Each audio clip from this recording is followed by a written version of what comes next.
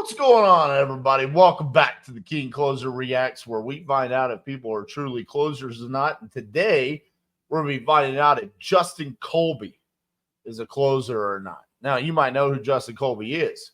He's well known as a #1 podcaster in the world, out there ranking and topping the charts, killing it. He's the man that's strangely attractive for being wildly bald. And he has a slightly good personality. I like Justin. So I'm excited to see this. I've never actually seen him talk to a seller before, but this one should be good. So let's get started. Now, I don't know anything about this video, but this is fun right off the bat because it looks like Justin is like at an event with a microphone on stage. So this should be fun. This is not just a normal close. This is pressure packed in front of people. Let's get started. Hello. Hey, is this Charlotte? Yes. Hey, Charlotte. Justin? I'm sorry? Justin? That's me. Uh-huh. Did it come up on your phone with my name? Uh-huh. Awesome. These cell phones are very smart. I saw that you were inquiring about possibly selling your home on Denton Street. Is that accurate? Benton. Is it Denton? On Benton. Okay, great. Do you you have a couple moments to chat? Uh-huh. Okay. How long have you lived there? Or do you live there? Is this your personal? I live here. Okay. So. All right. So first thing I can tell, that first of all, this seller is going to be a very unique type of conversation, right? She's going to be very difficult to try to mirror. So there's going to have to be a level of patience that Justin's going to have throughout the conversation, because he's not necessarily going to be able to like match her personality type. It's not a blend. And so from a closer's perspective, you always want to try to mirror as much as possible. But you don't want to make it obvious that you're almost mocking them. And with the way that this seller kind of talks and in her voice and the way that she's answering, I don't even know what the right word is, but multiple times she's like given the answer before Justin can almost finish asking the question. So that's where I think his patience is going to have to come in this conversation. And I do almost think that it kind of is thrown him for a loop just here in the first couple of seconds, because, he's like, so how long have you lived there? Well, you might not live there, right? He doesn't have that information. So he's already kind of going into like close-ended questions, which normally what I see with close-ended questions is that you're thrown a little bit. When a closer is super comfortable and in the pocket, is where they're able to ask those open-ended questions and get someone to really open up about what their need is and their desire. So a little bit of a tricky start here, tricky type of seller. Let's see if Justin kind of finds a rhythm here pretty soon. Why are you thinking about selling? There you go. Because I'm 75. I don't have much longer to live, and I'll never be able to pay the house off. Oh, well, you're still young in my eyes, so let's keep going. That is always really, really difficult when a seller says something like that. Like, I don't have much longer to live. I'm going to die soon. It's just, I'll be honest with you. I don't know that there is an appropriate way to respond to that. Outside of, I'm sorry to hear that. It's just, I've never really had an experience where I've given a lot of different types of responses to that. And there's not been one that was like, oh, that's the go-to right there. It's a really difficult topic. And it's a topic that has to be discussed at times. It's just really hard when it gets thrown out of left field to you as complete strangers, where you're literally 1 minute into a conversation. You know where you're going to move to? I'll probably stay with my son. Okay, is he... He had back surgery a couple months ago, and I'll probably go there. Does he also live in Kingman? No, he lives in California. Okay. And have you figured out or thought through, how you're going to get there or when you would like to get there or anything about the move? Well, it's going to take me a couple of months to pack stuff up because when you're in a walker, you only have so much space and can only do so much at a time. I absolutely understand. And I'll tell you a little bit about me because I can, if we can agree, is I can actually help you a little bit and make this as easy for you as possible to make this move. So if we can get to that point, then I'm happy to make this as easy a transition as possible for you. Let me ask you, how long have you been thinking about selling? Since my son had his surgery. And there's no way I can continue to make the payments on my Social Security. Oh. I've been paying on this place for 10 years by myself. Got it. And since he passed away. So I'd normally be writing notes, but I'm not. So if anyone's can help me. Certificate. It's been 10 years by myself. Well, good for you. Well, let me. I was working then, but now I'm not. Okay. And did you say your husband passed 10 years ago? Yes. Okay. And do you guys own this home together, or is it officially just... We don't own it, hon. I'm still paying on it. Okay. Well, yes, so you have a bank loan, but you're on the deed, correct? You have a deed of trust in your name? Well, it's in both of ours, but I never told the company that he passed away. And that's okay. That's okay. And I'm very sorry for your loss. So that's a really good question to ask there in regards to the timeline for Justin to know when a significant other or spouse passes away. Was that handled, or is that going to have to be something that's now handled through the closing process? She didn't quite understand, which is understandable, right? It sounds like, she's not a real estate professional. So at times you have to educate. And I thought he did a really good job there of not like going over the top of educating, but just saying, to be correct, the deed of trust is in your name. Yes. Okay. He's not going to correct her or anything like that. So really, I like how he's asking certain questions. Again, this is just an oddball of a conversation, right? And this is going to happen, and you just have to do a really good job of trying to ask as many questions as possible, which Justin is doing so far. Would like to help. What is your monthly mortgage payment typically at this point? $1,000. Okay, and it's the same every month? Mm-hmm. Okay. Do you know how long your loan is for? How much longer you have? I told that other man what I owed on it. Got competition. It's 22 something on one and 92 on the big one. Oh, okay. So you have two loans. So you have a first and a second? Well, they split it up because the two people didn't want all one bill. Okay. Somebody split it. Got it. Do you just pay one check, though? Do you just write one check? Okay, so just an observation, since they're showing the CRM here with Podio, they put this as a Doug Hopkins campaign. Now, I had the honor of being on a panel with Doug Hopkins during COVID. I don't know him very well, but I do know him to be just a fantastic wholesaler, real estate investor out of the Phoenix area, and he's mainly known for TV ads. So I'm curious if this was a TV lead here that Justin's talking to. Because it sounds like, he knows that she wanted to sell the house, but he doesn't really have a lot of information. So just trying to piece some things together here. I'm leaning towards this as a TV ad run by Doug Hopkins' company. For both, or do you do two separate checks? Right, separate checks. Okay, wonderful.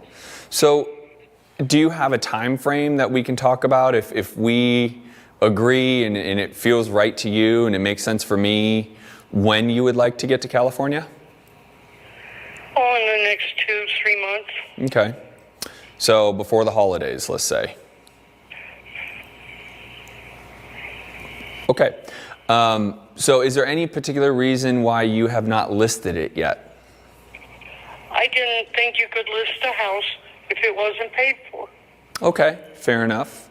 And just so you know, you can, but you probably reached out to us for convenience, right? And a little bit about us is we're a investment company looking to buy properties as investments. So this would not be something I would buy and live in, but something I'd buy as an investment.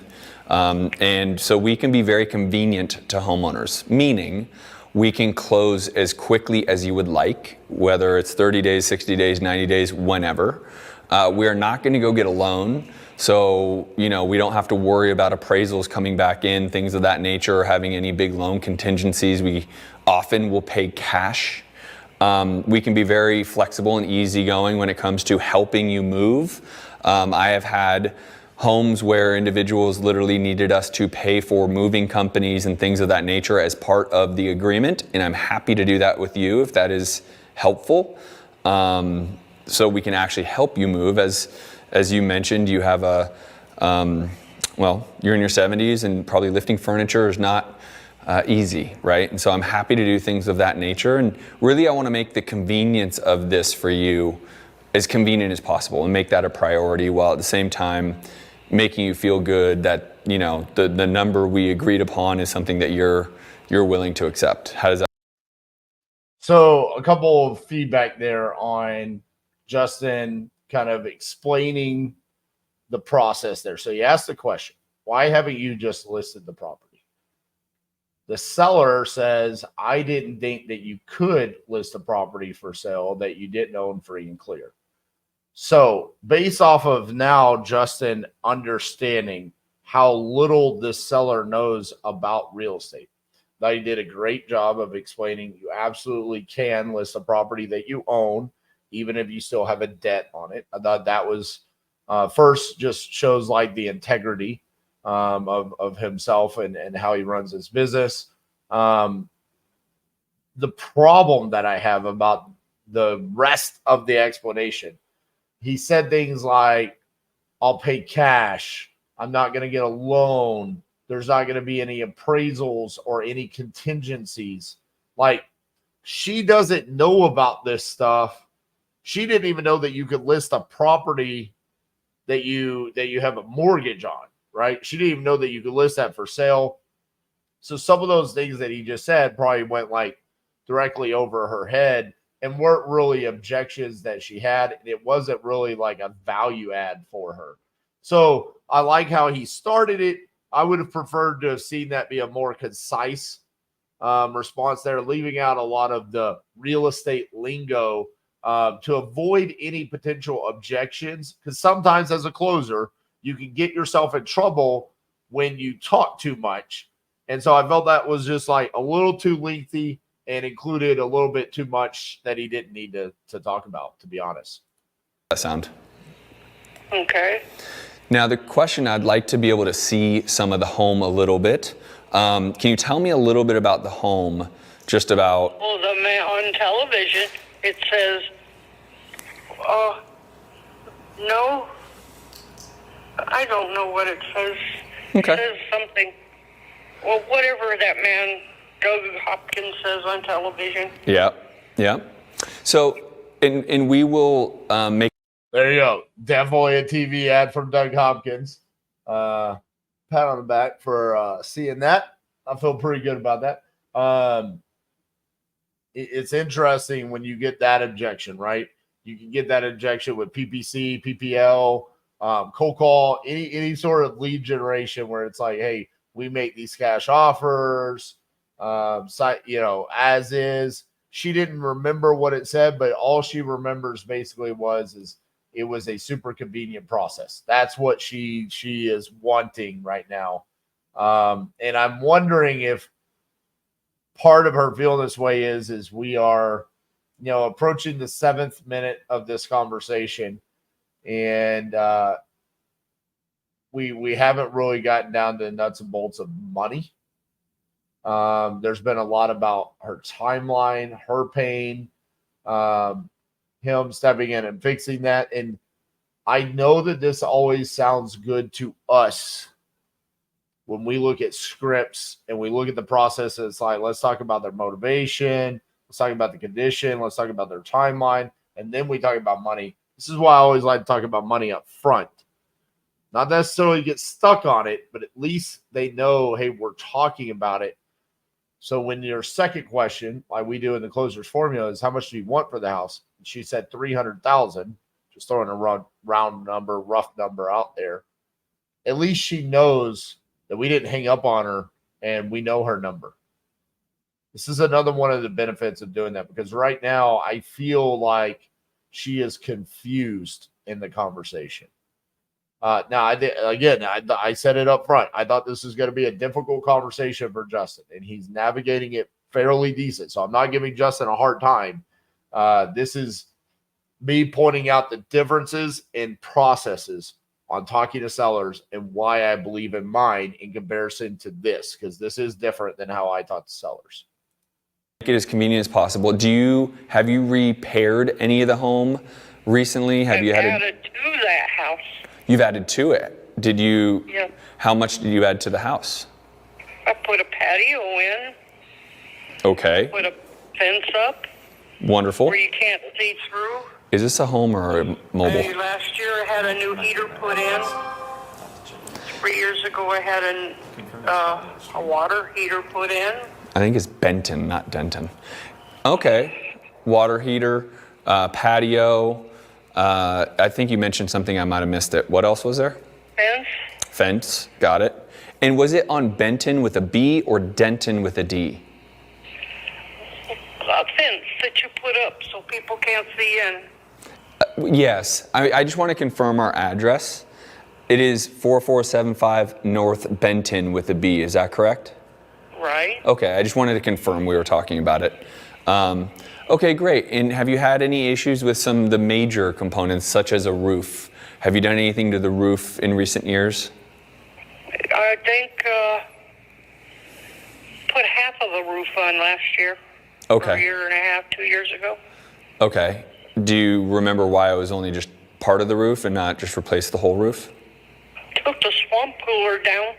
Okay, good to know. Okay. And are you on city water, or are you on septic, or what are you on there? Septic. Okay. It's a septic tank. So this is interesting. I think part of the reason why he's asked these questions, see how he walked over to the guy and he said, hey, is this a manufactured home or is this an actual single family? I think these questions that he's asking right now are market specific. I think he knows this market. I think he knows that in Kingman that there is a lot of manufactured homes. I think he's asking there about like the septic. See, I don't know that he would do this, say like nowadays he lives in Florida. If this was like in, Miami, I don't know if he's asking some of these same questions. I think this is very market specific. I'm also curious about what his exit strategy would be on this. He's almost approaching this as like he's a flipper and not a wholesaler. And I know that Justin has done quite a few flips, and it feels that way. This feels more of like an in-buyer conversation where he's getting in like the nitty-gritty of some of the condition type questions. Yes. Wonderful. They use regular water from out of the sink. Yes. Wonderful. Okay, good to know. And then I have a storage shed and a shop on the property. It's an acre. Oh, good. That's a big piece of land. That's beautiful. I love it. Yeah, and you can always add to the back part if you wanted to. It's that big. Oh, that's good to know. Are the houses around you larger than yours, or all about the same size? Some or whatever you call them, 2-by-side trailers. Yep, mobile homes. Mine's a regular house. Wonderful. And how long have you owned it for? I don't own it. When did you buy it? 201. Okay, great. Are you local to Arizona? Were you always in Arizona? No, I'm a native of California. Oh, there you go. Did she say 2001? I don't think I've ever heard someone say 2001 that way before. I think that's a verse. Man, I feel for Justin because this is recorded. It's on stage. It's just this type of seller is just really hard because you see him like trying to like figure out what questions he can ask. And it's like every time he goes to ask a question, it's like a real quick response and then it's over. And then sometimes she'll interrupt him and ask another question. It's just a very difficult type of seller to navigate a conversation with. He wants to get as much information. I think at times he's kind of almost like eye rolling and shrugging himself, where it was like, I knew better than to ask that question because, she kind of like gives an answer like that one where it was like, I don't own it. She does own it. She just has debt on it. And maybe at that point in time, I would have educated her on it. But again, I don't know if I see the value in it. It's just, again, very, very difficult conversation to navigate at this point. Oh, so am I. What part of California? I was born in Hemet. Ah, Hemet. Okay. I'm familiar with it. Never been. Yeah, my sister was in San Bernardino. I got it. Yeah, I'm in Northern California in the Bay Area. Oh, my sister lives at the ocean. Wonderful. And is your son close to the ocean? Are you going to go back to close to the ocean? Oh, no. That's my sister. No. Okay. Have you done anything internally to the home? Have you remodeled the kitchen, done the bathrooms, anything that was like an expensive project? Have you done any of that over the years? Just put, what do you call that? Drywall? No, not drywall. Well, whatever that tile or stuff is in the shower. Sure. Okay, wonderful. What color's the tile that you put in? Brown, and the bathroom blue. Wonderful. Love a blue bathroom. So and put new flooring in. Okay, put new flooring. What kind of flooring? I don't know. All you have to do is get this stuff and you just mop it and that's it. Perfect. Easy to clean. I like that in investment property. Do you have 2 bedrooms? I'm not gonna lie. The longer this conversation goes, the more questions he asks, the more difficult it's getting for him. I don't think we're moving any closer. I think at some point in time, he's got to make some assumptions here. Sounds like it's going to need cosmetic rehab. Sounds like if something breaks, she's fixed it. She has had enough money to put a fence and do a patio addition. We don't know if they're quality or not, but he just needs to make some assumptions here on the rehab. Because the longer it goes, man, the closer you're getting to this being like just awkward beyond like repair is what it feels like. So I hope we start proceeding more towards like whatever his process is, right? Is he going to try to close it? Is he going to try to get an appointment? Whatever it is he's trying to achieve with this call, I hope we start moving towards that, because and maybe he's not, because he's trying to be educational with this, but in my opinion, the education could be like, hey, how to navigate this type of conversation. And I think it should be moving more towards the conclusion the further we go along.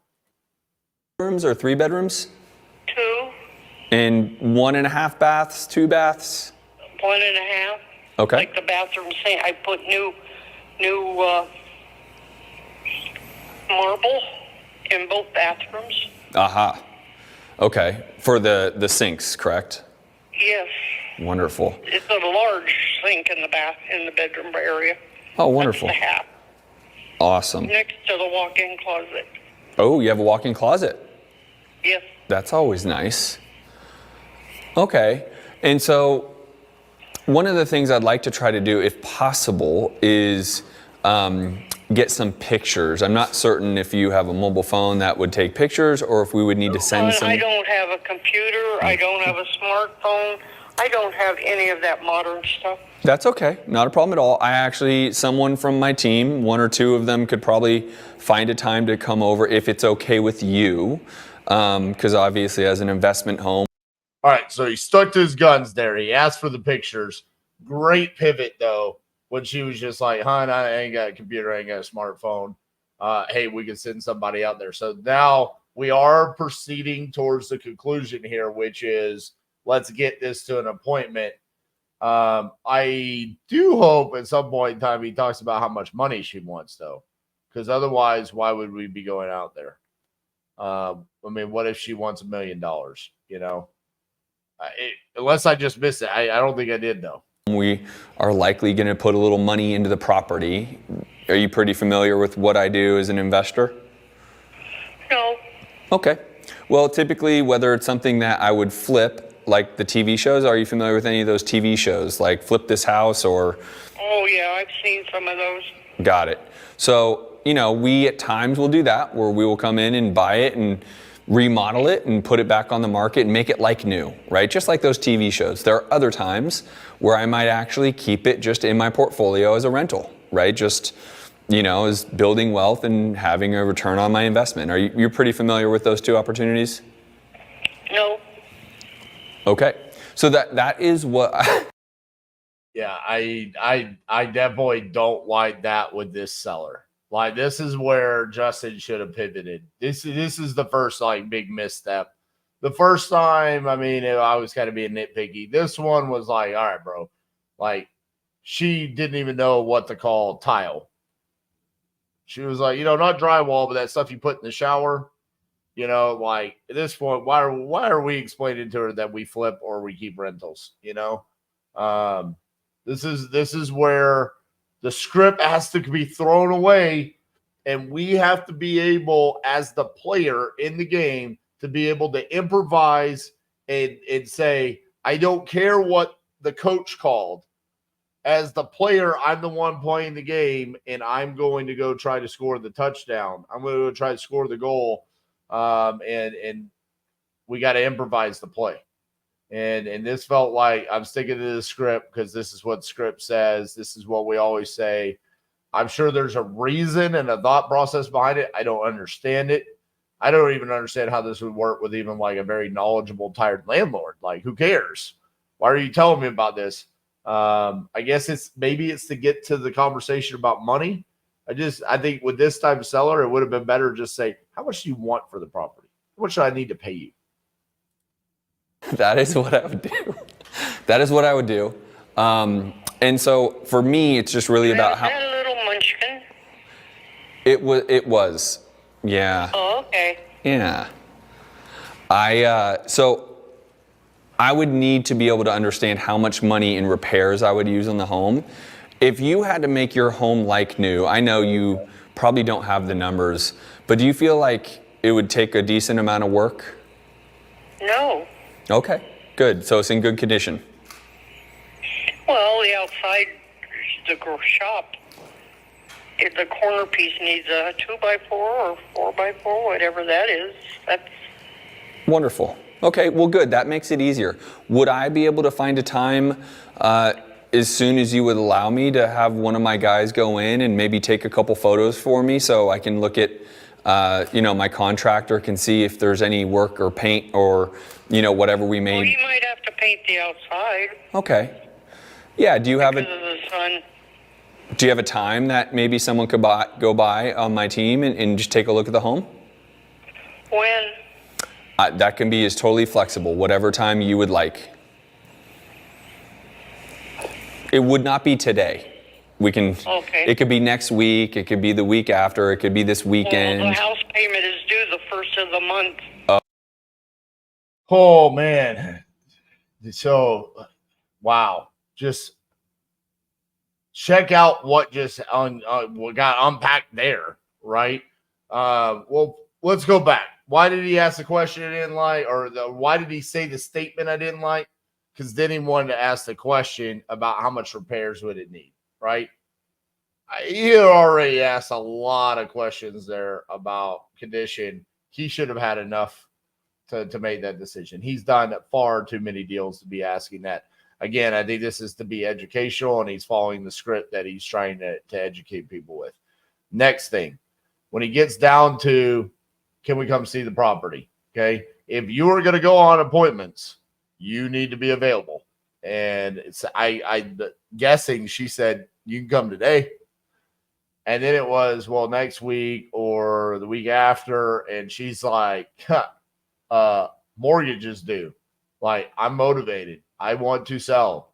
This is where we have to understand the pain and the motivation and then match the price. What are the two most important things when we're talking to a seller?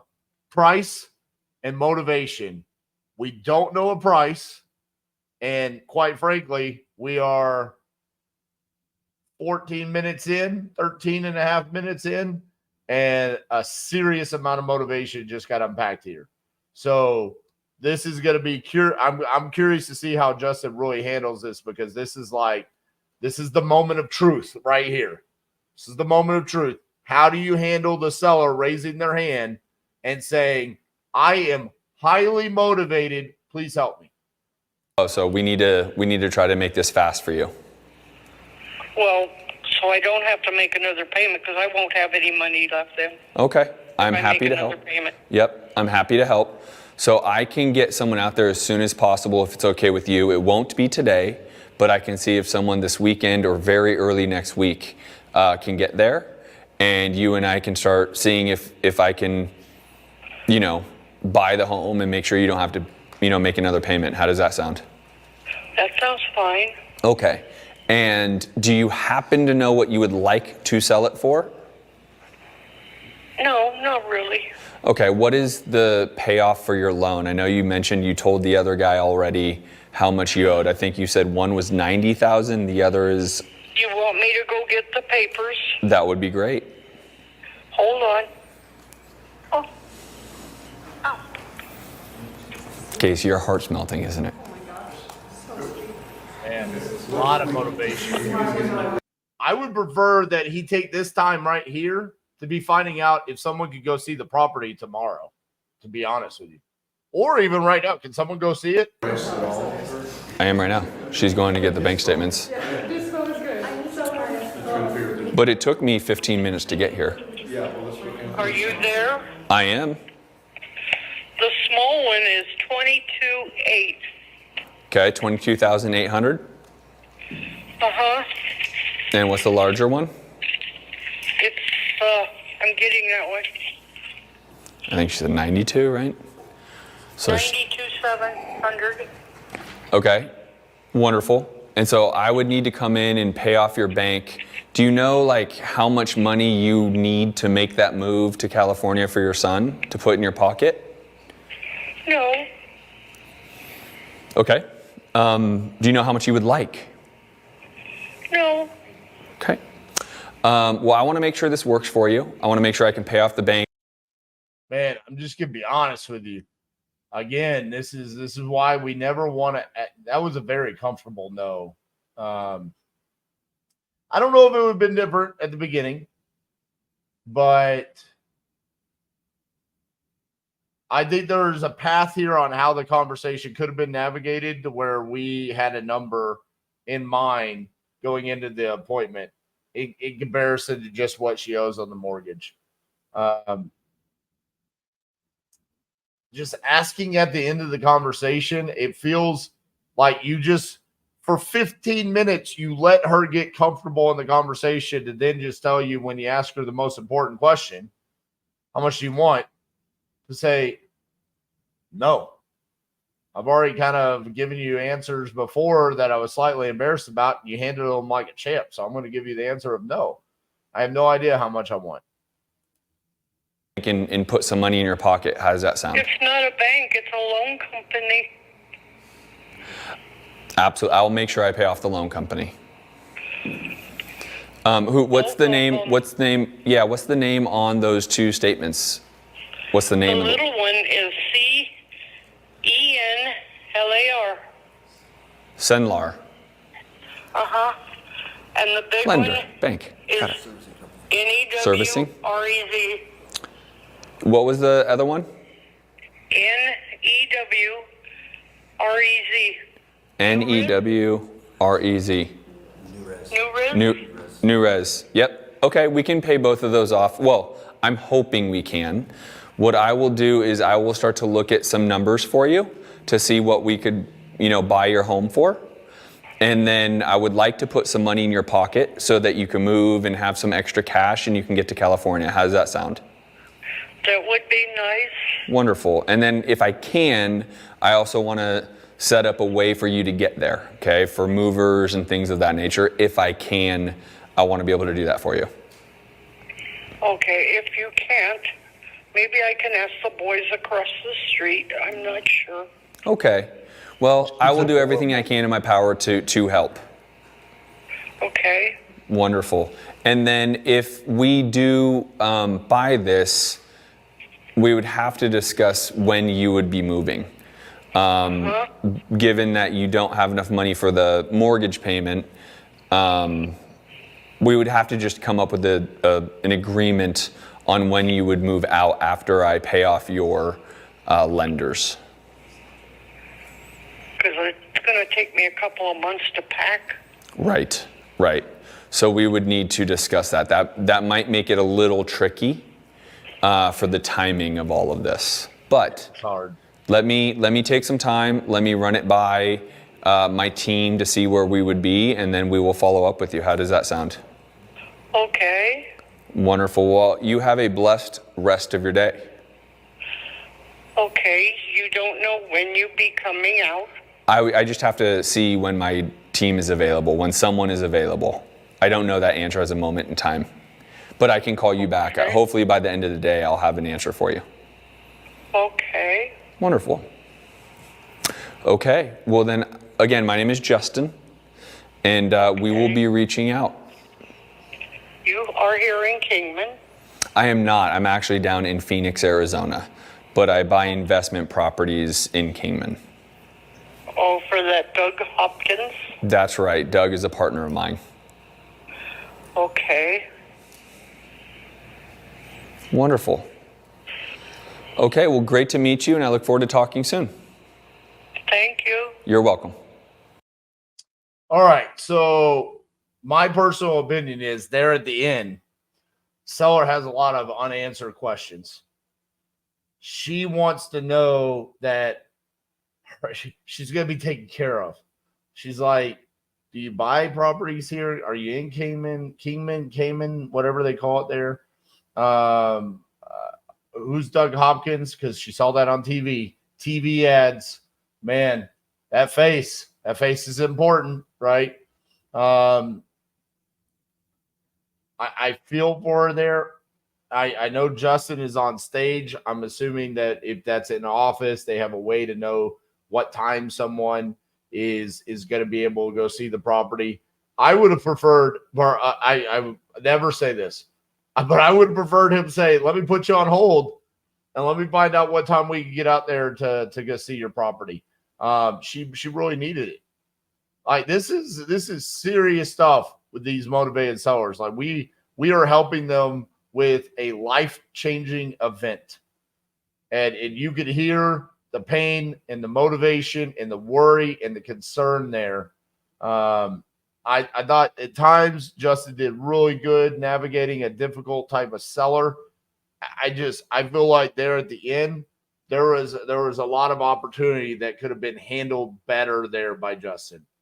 At some point in time, man, you've got to throw away the script and go improvise and say, this is like, I could be the person that this seller needs more than anybody else is going to do today. Like she doesn't even have a computer. She doesn't have a smartphone. So she's not on Google.